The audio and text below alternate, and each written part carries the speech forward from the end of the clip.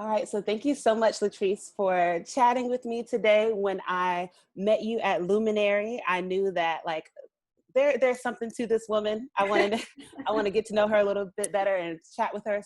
So glad to talk with you today. So Latrice Monique is a image consultant and founder of Latrice Monique Consulting. And you actually spent, a decade in human resources before you became an image consultant. So I'm really interested in talking about that. But first, if you could just tell me a little bit about your background, who you are, and sort of, the things in your life that have shaped your point of view that you have now. Okay, well, first of all, thank you, Kendra, so much. I'm so excited. And yes, I'm so happy that we were able to cross paths in Luminary. That was actually like my first time being back, I think since June when Luminary first opened. So it was a pleasure to meet you and see a new friendly face. So thank you again for welcoming me and embracing me. So a little bit about myself is I was born in New York. So I was born in New York, raised for a little bit, for maybe about 9 years or so. And then my family uprooted me to New Jersey, where this is where I've been. This has been my home for, the past 20 decades since moving. But that's not to say that New York doesn't hold a special place in my heart. New Jersey may be where I lay my head, but New York is definitely where I play as well. I'm always dipping over there and checking out what's going on. Obviously not as of lately because of COVID, but still, I consider New York a home. I consider myself a New Yorker. And what has shaped my perspective for me over the years is knowing, well, first my background, my upbringing and my parents who to me did their best to raise me. Both parents, they instill in me the values that I can do anything, I can be anything, as long as I put my mind to it. So they never doubted me in that sense. So that, I would like to say, gave me a good foundation to say that, okay, I can do what I want if I put my mind to it.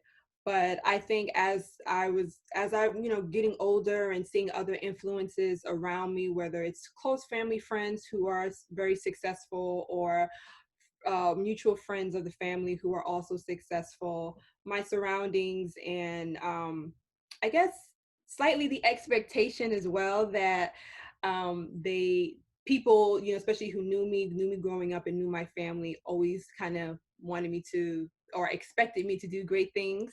No pressure, but Right. but I think that definitely laid a foundation. And as I just gotten older for myself, I just started to want more for myself and wanted to do better for myself. And I always told myself that I wanted to live an extraordinary life on my terms, whatever that meant. So it doesn't have to be fame or anything, but as long as I'm living a life that I can call my own on my terms, where I make the decisions, I'm navigating my path to personal fulfillment. So that's what I've been striving to do. And that's kind of been my North Star as far as how I actually got started to drift from human resources into image consulting. That's so interesting. And one thing that you said too, which is it's a big factor. And we all are dealt the hands that we're dealt. Mm-hmm. But the more I live, the more I realize, like, wow, having parents that believe in you and that tell you that you can Mm-hmm. is literally the first thing.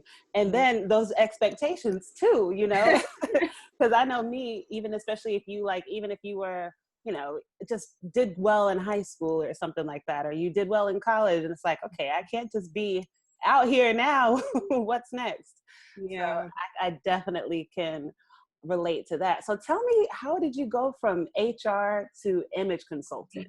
And how has fashion always been a part of your story? Has that always been how you express yourself, or did you come into that a bit later? No, I feel like fashion has always been in my orbit somehow, some way. Now I feel like being an image consultant and a stylist, it's just been a whole 360 for me. So like, when I was younger and even when I was a baby, my mom used to have me dressed to the nines, honey, like just stylish one on the block, stylish one in the church, just stylish one, just style. So, I mean, I guess without even realizing that was already embedded into the system. And then, and it's not like she taught me like, okay, you need to wear this with this, but it was more so like, take pride in yourself with how you dress, and you always want to be presentable. I just took it a step further. So it kind of always been in my orbit. And more so college was really when I was stepping into it, like really, really stepping into it and allowing to really start to express. And I started noticing people, really noticing how I dress and commenting like, oh, you always look cute, you always look stylish, you always look this. And you recognize it, but you don't really recognize it until you really need to. And when I was in college, I majored in communications, and my track was going to be public relations, fashion PR on top of that. So I was already gearing in that way.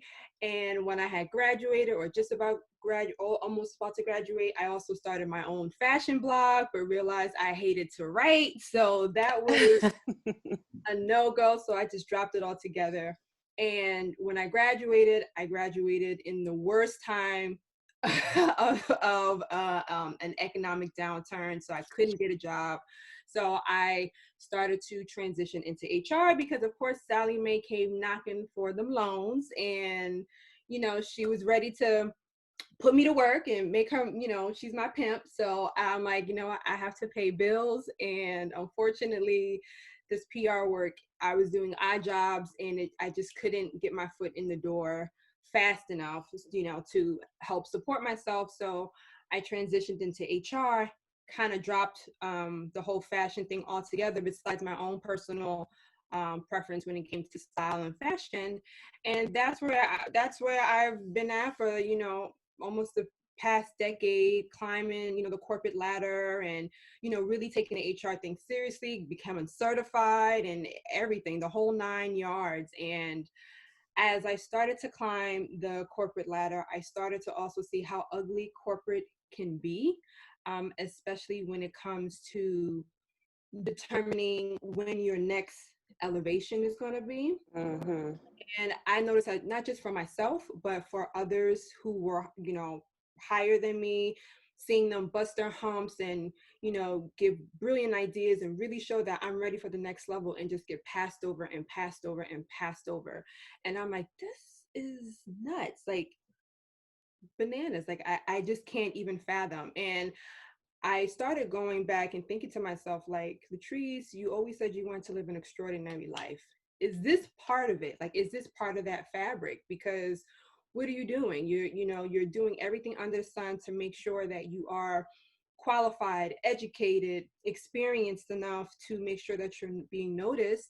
And not to say that I wasn't, but it was always some type of political red tape that stopped you from moving forward, and so Right. for me, that was, I started to have a really big problem with that.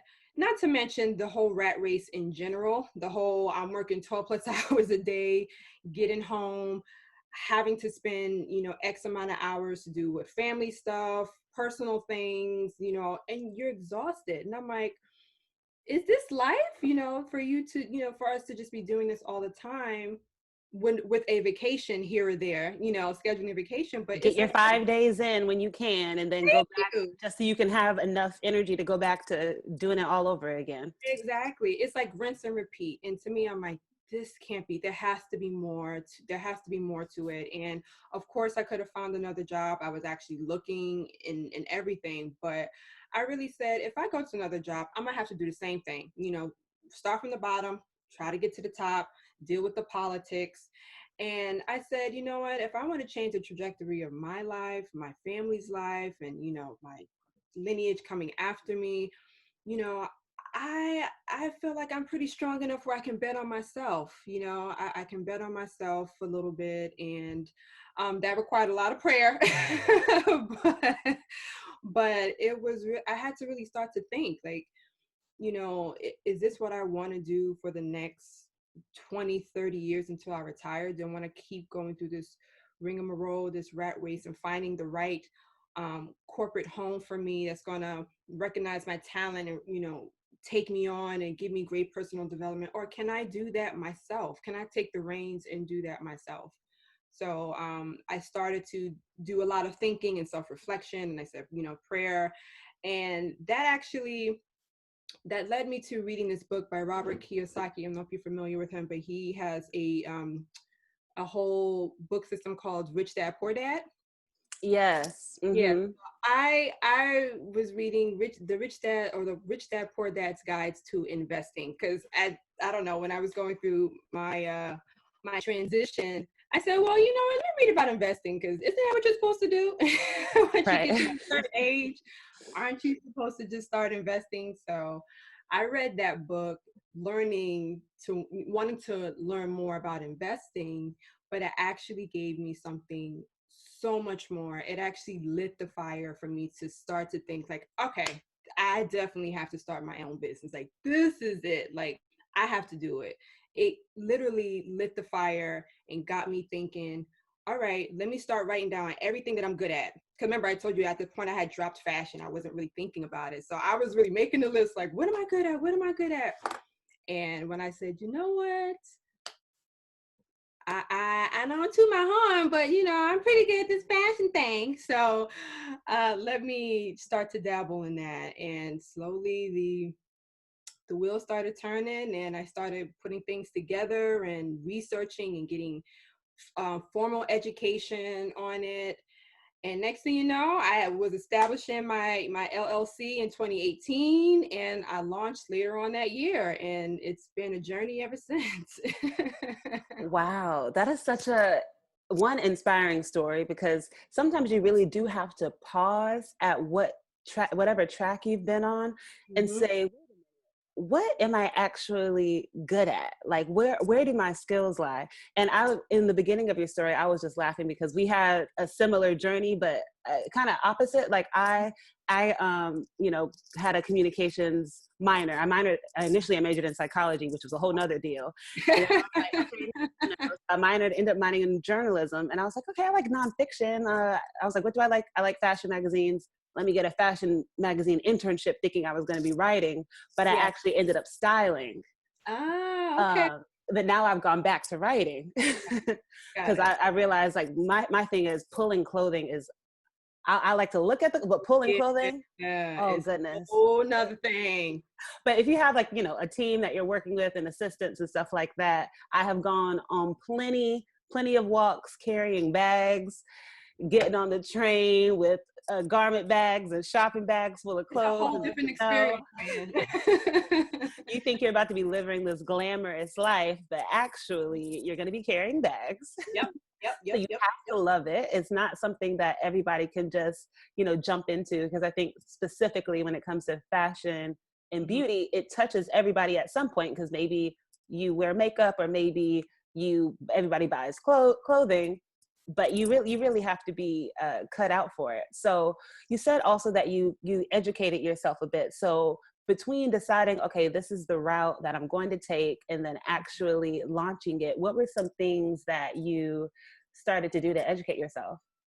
So I started researching, the different tracks when it comes to fashion and styling, because, I think people are very familiar with a fashion stylist who deals with celebrity styling, but then there's personal styling that also helps celebrities, but it's also very much in reality with helping other people as well. And then you have, an image consultant, then you have a wardrobe shopper. I mean, it's all underneath the same wheelhouse, but I started educating myself with which one works for me. Like I know I don't want to just be purely shopping all day. Like I know I want to do something a little more transformative. Yes, of course I want to, dabble my hand in working with, celebrities, but I also really want to work with everyday people, because that's one of the things I feel like a lot of people are out of touch with, is they think that image and hiring a personal stylist or whatever is so glamorous, it's out of range for them, it's not realistic. And it's like, actually, especially nowadays, getting a personal stylist or an image consultant can very much be about personal development and personal growth and personal awareness, and finding and really being able to fully express yourself and present and project a message that you want the world to know. So I had to educate myself on all that because I wasn't really familiar with all that it was. So I chose image consultant because it really does encompass everything, right?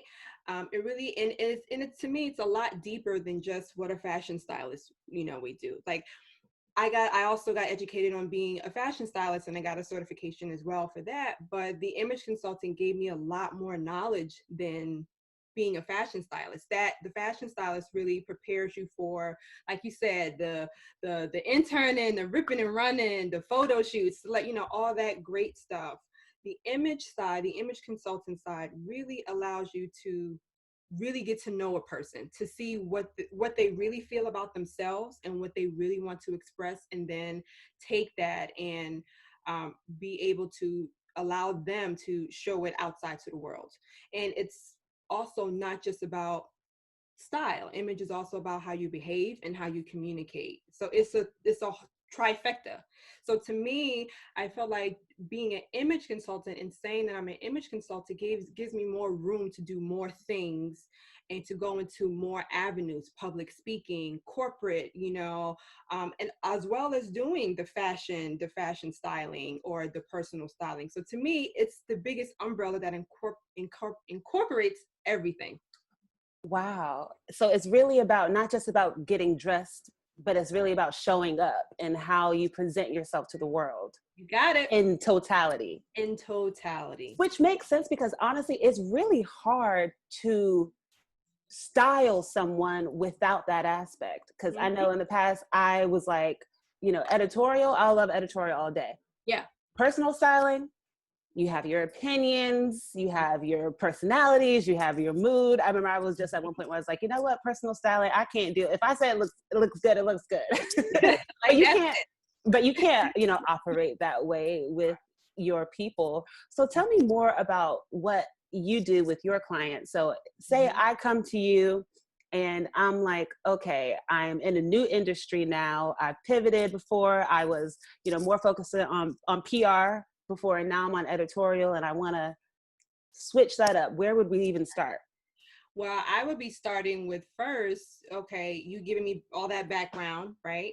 But then we go a little deeper. So it's like, okay, you're switching this industry. So why are you switching the industry? Let's unpack that. Like, what's underneath that? Are you switching the industry because you have to? Like, like a time like this with COVID, you're like, all right, I'm switching, or is it that it's also the time, but it's something that you've always wanted to do, but never felt that you had the time to do or felt it was the right time. So now it's like, okay, this is the right time.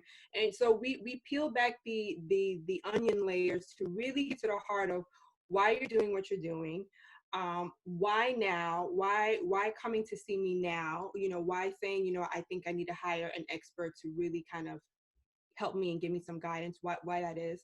And then even deeper into what's your lifestyle about, how do we form the right image that gets you into the doors for this new industry, but it's also aligned with you, because that's also the one thing different about maybe a fashion stylist is you're not necessarily, you may not be able to take into account what that person wants. You're really fulfilling what a photographer wants, or like you said, editorial job, mood boards, or it's red carpet, so it's like, okay, so you're not really getting to the heart of a person.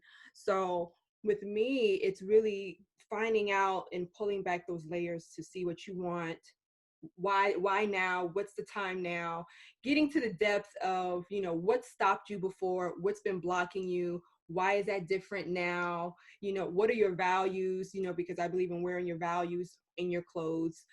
So how do you show up when it comes to those values, taking all this information and then forming it to then mold your style, pick out some words that really empower you, that really motivate you, that really get you going, or the words that that's like, this is you right now, even though you may not feel like you're in it or you're embodying those words. When you pick, when you're saying, okay, I want to be powerful, I want to be elegant, I want to be commanding, it's like, okay, well, what are you doing now to do that, right? Because it's not about dressing for what you're going to be, because you are powerful and commanding deep down. We just have to pull it out a little, we have to pull it out more and really get your mindset to start to really feel and think and meet you where you want to be. So it's really getting to the heart of you. It's a whole questionnaire. We talk about mindset. We talk about everything before we even get into the styling, and before I even come into your wardrobe, we get to the heart of you first. Wow. So you're just out here changing lives. And then the clothes come later. Clothes come later. Cause it's about an awareness, and that's what I feel like a lot of people, they know, but they're afraid to do it, or they may not know, and they just need some help pulling it out of them. So that's where I come in. It's like, it's not me, it's you already have everything that you need to walk in the essence that really is you. It's just showing you how, because not everybody knows how to. So it's just pulling it out of you first. That makes sense. I mean, even those a couple questions you asked just now, I'm like, oh, wow, really got me thinking, like, why now? Why not before? So much is there. There's also something I saw that you do for your clients, and that was called color analysis. So tell me about this. Like, what is this color analysis theory? Yes.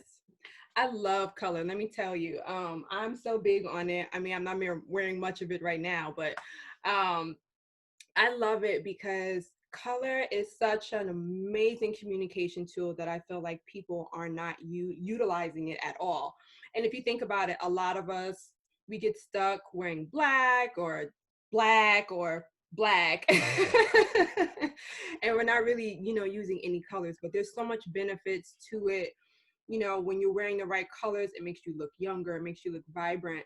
I like to call it a magnet, because when you see someone wearing beautiful colors, especially on them, you're like, wow, it's like they radiate, you can't take your eyes off of them, which is also good for men too. If you're trying to date, wear some color, because women like color. But it draws people to you, it draws people to you. And, on the flip side, the wrong colors will have the opposite effect. So what I love about color analysis is that it gives you the power by enlightening you on what your power colors, is what I like to call them, are. That's not to say you can't wear any color, because I don't like to tell people what you can't wear. I like to give you the information and give you the so-called rules so you can learn them, but also break them to what works for you. So color analysis allows us to find the right colors that harmonize with your personal, coloring, and so that you can use when you need to show up, attract, and influence. And like I said, once you really find out the colors that work for you, it's an aha moment, because you're like, oh crap, like I didn't, some people know, okay, this color looks good. Others, they're like mind blown. They're like, wow, like I can see the difference between this and that. So I really, when someone comes to me for a color analysis, it really is comparing this and comparing that. And I'm showing you so you can see it too. So it's not like I'm just saying, no, this works for you, wear it. No, it's like, I want you to see the difference. And the color system, there's so many color systems out there. What I use is the 12 seasons color system, which really breaks down the how you compare colors in 4 seasons, right? 4 seasons, so autumn, spring, winter, and summer, and that's based on your undertone. So if you have warm undertones, which is like that golden type of yellowish type of aura that you give off underneath your skin, you can be considered warm. And if you have more pink, bluish type of cool undertone, that would be a cool undertone. So we use that, and then it goes down even further. It breaks down even further in those 4 seasons into about 3 or 4 subsets. So you can be a deep autumn, a muted autumn, a light autumn, a soft autumn. Same thing for the rest of the colors: deep winter, soft winter, bright winter, muted, just a whole bunch. So in essence, it comes up with 12 seasons. So it breaks down to 4 seasons, and then breaks you down even further within those seasons to get to the heart of what colors work for you. That's so interesting. I know I've always liked playing around with color. And I remember, I mean, today I have on all black, but Right. typically, I like to play with color. And it's so there is also a psychology behind it too, because today, if you think about it, trying to be easy, Mhm. you just want to, wearing all black is almost sometimes it's like, okay, I'm hiding today. It's just like, Whew, you nailed it's you're it. hiding. And Yeah. when I first moved to New York, I remember I just looked like somebody just splashed a rainbow in a crowd, because I used to work right in the heart of Times Square. Nice. Or well, first I was on like 57th, but then I moved to right to the heart of Times Square, and I would look around and be like, everybody has on black, and I had on a yellow shirt with like a floral skirt. And then I started to be like, okay, should I like wear more black? And people really wear it on their sleeve, that all Yeah. black everything, which can be nice and chic sometimes. But Absolutely. definitely sometimes when you're feeling a bit more expressive and everything like that, it's good to incorporate some colors. Yeah. And I'm like, okay, I think I have a bit more of like a warm undertone. You do. But At least put me on the screen. yeah, there's a little bit of, I'm like in front of the window so the Gotcha. light's coming through. But Giving there's you a only nice glow. Thank you. But I remember when I was younger, I used to think royal blue looked like cobalt blue. I used to think it looked horrible on me. I used to really stay away from it. And then like I got a little older and I put on this cobalt blue dress and I was like, oh, I actually just look really good in cobalt blue. I don't think I was ready to handle it. Yeah. That could be it too. That But could be it. purple, I love to look at it, but I don't think purple looks good on me. Yeah, and see that's the thing with color, because I always say, like, it's just like when people say I can't wear red, or I don't look good in red. And I'm like, I beg to differ. I think it's always about finding the right shade of red, or the right shade of. Mm-hmm. So, and that really depends on your undertone. So someone who is really warm with really golden, that type of honey type of glow and undertone, they're going to be able to wear those oranges and reds that are steeped in more orangey tones, more warmer tones, as opposed to someone who has cooler tones are probably not gonna they're going to be wearing a red that has cooler based or a blue tone in their coloring. So it's not necessarily about you can't wear purple, it's about what's the right shade of purple that works best for you.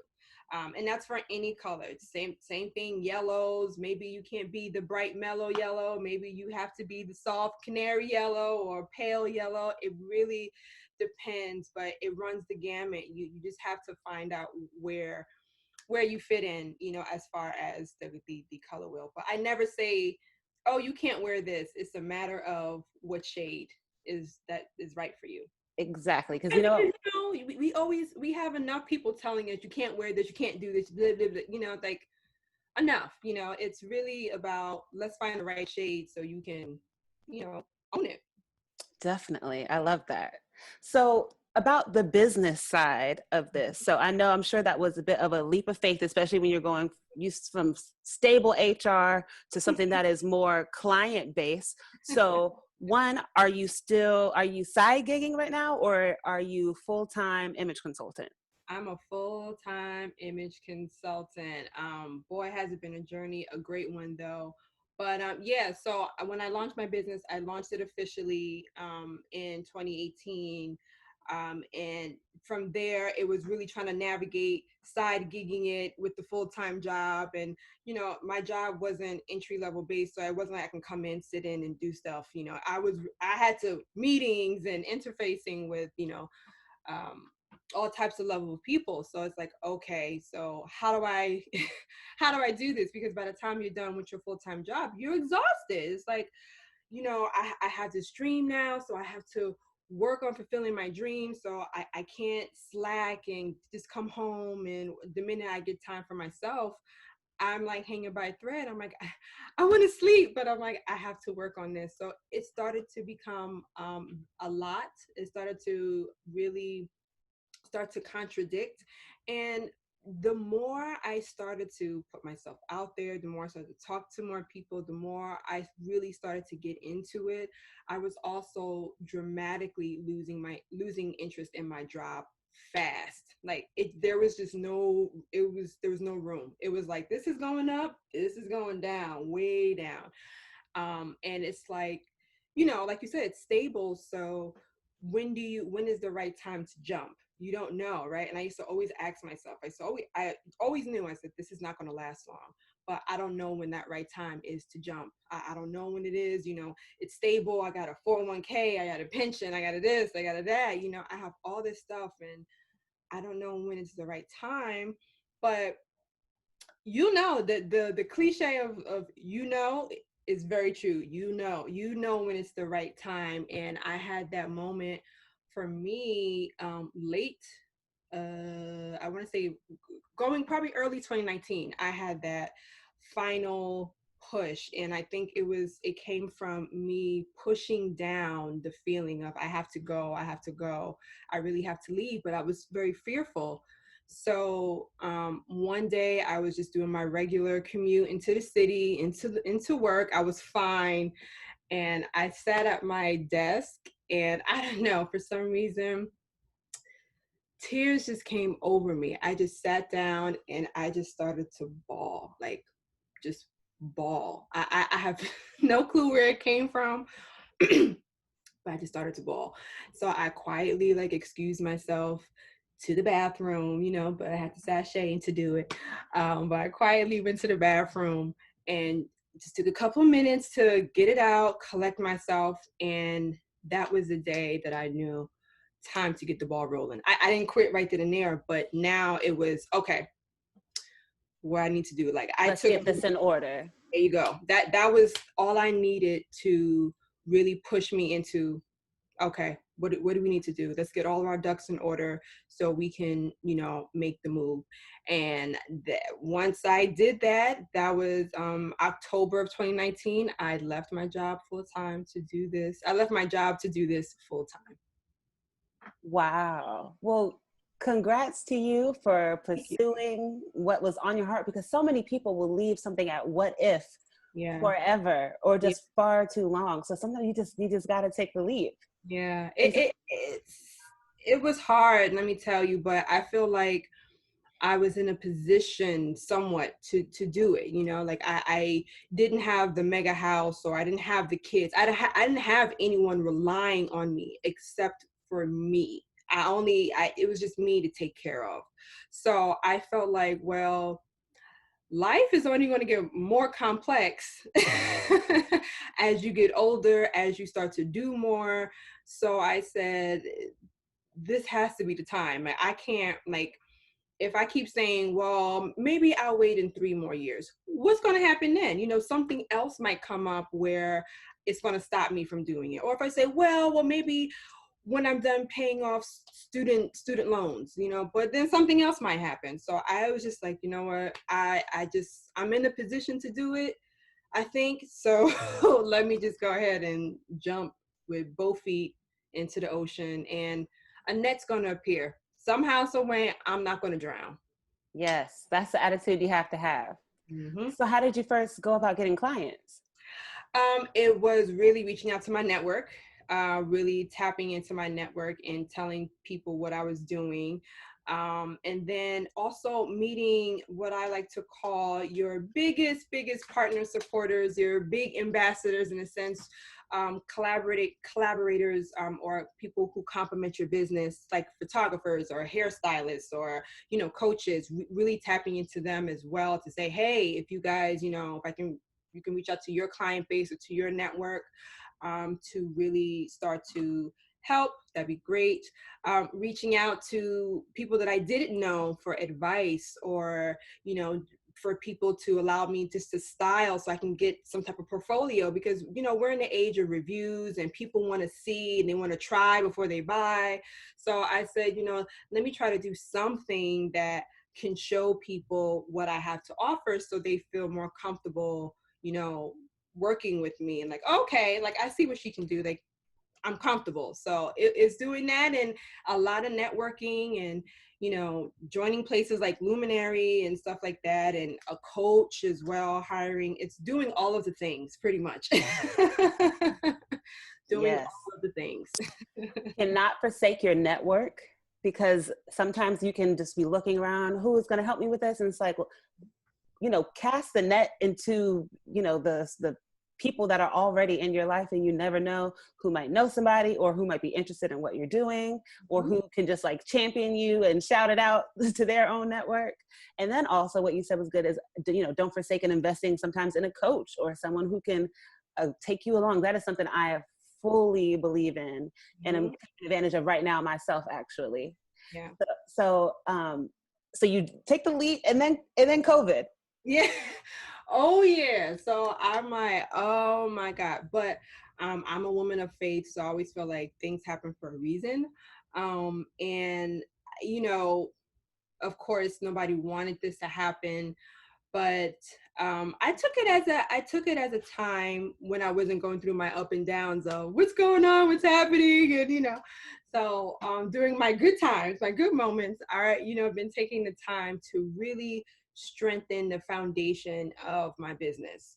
And not to say that it was shaky, because like you said, to your point, I hired a coach to help me set up, my programs and everything, to feel comfortable to really reach out and sell to people and things of that nature. But sometimes we just forget things, we forget to do things. Or once you really start to really experience your process, you're like, oh, this is missing, this is missing, this is missing.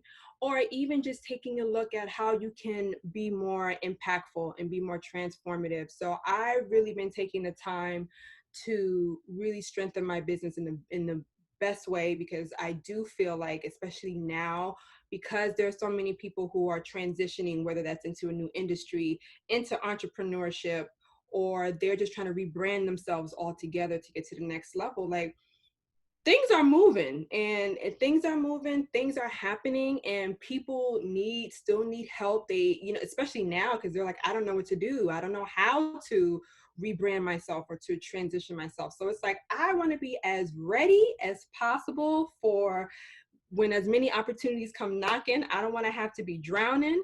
So I like to say, I thank God for the shade. That's what I call COVID, the shade, to allow me to work on whatever I felt was lacking in my business, even for myself, strengthen my mindset and strengthen my ability to help others, because that's important. If I'm not in a good space, how can I help anybody else be in a good space? So that's what I've been trying to do. And, luckily now, and I think this is happening for everyone, is that, again, people are moving. So I'm getting clients are like, hey, I need your help. Or can you speak to this? Can you do a virtual webinar to this? Can I have you here? And it's like, okay, we coming out the shade. So so that's pretty much what I've been doing. So I look at it a blessing in disguise, in a sense, right? Because we ask for all these things and we want to do these things, but are we truly prepared for them when time comes? Right. And I want to be prepared. I want to be prepared. Yes. And being a person of faith is such a big part, because I know I was telling one of my friends who's in the, she does like stationery and event work. So of course, she had a bunch of weddings plans, baby showers canceled, everything's canceled. Yeah. But she's been having a great year, because I told her, like, hey, what is going to be bad for your industry can still be good for you. Absolutely. For those who prepare. Absolutely. And then for those who really just continue, because there's light if you will see it.